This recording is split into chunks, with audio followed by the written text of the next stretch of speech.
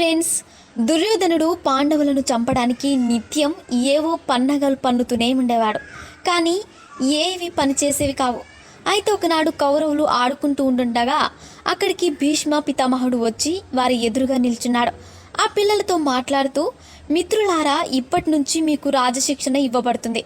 ఏ రాజు అయితే ధర్మశాస్త్రాలను పఠిస్తూ యుద్ధంలో ప్రావీణ్యం పొందుతాడో అటువంటి రాజు గొప్ప రాజుగా ప్రసిద్ధికి ఎక్కుతాడు. అందుకే మీకు యుద్ధ విద్యలు నేర్పడానికి ఒక సమర్థవంతమైన గురువును నియమించాను అని ఒక ప్రక్కకు చూపిస్తాడు. అప్పుడే బలమైన కండలతో ధనుర్బాణాలు చేతపట్టిన వారి ముందుకు నడుచుకుంటూ వస్తున్నాడు కృపాచార్యుడు. అయితే మనం ఈ మహాభారతం కృపాచార్య పుట్టుక గురించి చెప్పుకోవడం ఎంతో ముఖ్యం. ఎందుకంటే అతను సాధారణ వ్యక్తి కాదు, కురుక్షేత్ర యుద్ధంలో అత్యంత ప్రముఖ పాత్ర వహించిన వ్యక్తి. ఇక అతను పుట్టుక గురించి తెలుసుకోవాలంటే మనం ఈ కథలో కొంచెం ముందుకు వెళ్ళాలి. శాంతన మహారాజు హస్తినపురానికి రాజుగా ఉన్న సమయంలో గౌతమ ముని అనే మహాముని ఉండేవాడు. అతనికి ఒక బిడ్డ జన్మించాడు. కానీ ఆ బిడ్డ సాధారణంగా జన్మించలేదు.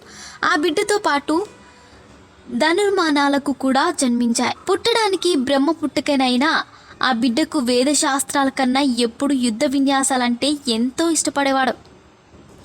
అతనికి ధనుర్విద్య అంటే ఎంతో ఇష్టం. అందుకే అందులో ప్రావీణ్యాన్ని పొందాడు. ఆయన శరద్వంతుడు సంతృప్తి చెందలేదు.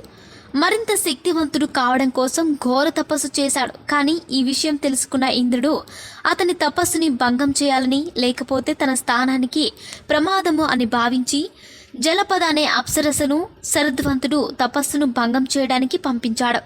కానీ అంత ఘోర తపస్సు చేస్తున్న శరద్వంతుడికి ఆ అందాల జలపతిని చూసి కామవాంఛ కలిగింది. ఇక అందాలు రాకుమారి చేస్తున్న నాట్యాన్ని చూసి, ఆ అందాలను చూసి తన చేతిలో ఉన్న ధనుర్బాణం పులి చర్మం కింద పడిపోయాయి. ఇక తట్టుకోలేక అతనికి వీరస్ఖలనం జరిగిపోయింది. ఇక అలా జరిగిన తర్వాత మరలా తీరుకొని తను ధ్యానం చేయడానికి వెళ్ళిపోయాడు. కానీ శరద్వంతుడి వీర్యం అక్కడే ఉన్న ఒక రకమైన వేలు పొదలలో పడి రెండుగా వీడి ఇద్దరు బిడ్డలుగా జన్మించింది. అయితే గర్భం లేకుండా బిడ్డ పుట్టడం ఇదంతా కల్పితమా, దైవ మహిమ అని అనుకుంటూ ఉండవచ్చు మీరు. కానీ అలా ఎందుకు అనుకోవాలి? అలాంటి అద్భుతాలే ఇప్పుడు జరుగుతుంటే సైన్స్ అంటున్నాం. మనం ముందు చెప్పుకుంటున్నట్టు కౌరవుల జననం ఎటువంటిదో చూసాం. మట్టి కుండలో పుట్టిన బిడ్డలు చూసి ఇది అసాధ్యమని అనుకోవచ్చు. కానీ ఇప్పుడు జరుగుతున్న టెస్ట్ ట్యూబ్ బేబీ అలాంటిదే కదా. ఇక ఇప్పుడు మనం న్యూస్, మొబైల్ ఫోన్స్ ఉన్నాయి. ఈ ఫోన్లో తీసి ఫోటోలో నా వీడియోస్ అయినా, మనం మాట్లాడే వీడియో కాల్స్ అయినా ఇప్పుడు సాధ్యం. కానీ ఒకప్పుడు దీని గురించి మాట్లాడుకుంటే అసలు ఇలాంటి సాధ్యమవుతాయని అనుకునే వాళ్ళం. కానీ సైన్స్ అలాంటి టెక్నాలజీని మరెన్నో తీసుకొస్తుంది. ఇలాంటివన్నీ ఆ కాలంలో చేస్తే దాన్ని మాయమహిమ అనేవాళ్ళం. కానీ ఇప్పుడు అదే సైన్స్ అయింది.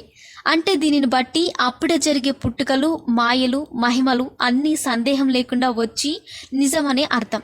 అంటే ఇప్పుడు మనం చేసే సైన్స్ ఎన్నో ఏళ్ల క్రితమే పుట్టింది అనే సందేహం ఇప్పుడు తీరింది కదా. ఇక మరల కథలోకి వెళితే ఆ బిడ్డను పుట్టిన తర్వాత సాత్వంతుడు బిడ్డల్ని చూసి కూడా వెళ్ళిపోతాడు. అప్పుడే సంతన మహారాజు విహారానికి అటువైపు వస్తూ ఆ బిడ్డల్ని గమనిస్తాడు.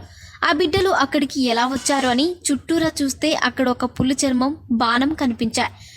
దీనితో శాంతనుడు ఈ బిడ్డలు బ్రాహ్మణ బిడ్డలై ఉంటారు అని గ్రహించి ఇద్దరిని తన ఇంటికి తీసుకువెళ్ళి మగ బిడ్డకు కృపుడు అని, ఆడబిడ్డకు కృపి అని నామకరణం చేసి తన సొంత బిడ్డలాగే పెంచుకున్నాడు.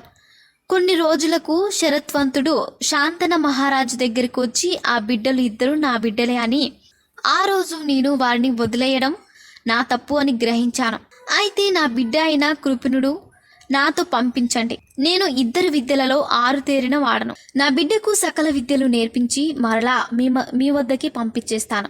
శాంతను కూడా అంగీకరించి పంపించాడు. ఇక చెప్పినట్టుగానే కృపడుకి ధనుర్విద్యలో మెలకువలు, సకల విద్యలు నేర్పించి అత్యంత పరాక్రమంతుడిగా చేసి తిరిగి మరలా శాంతనుడి దగ్గరికి పంపించాడు.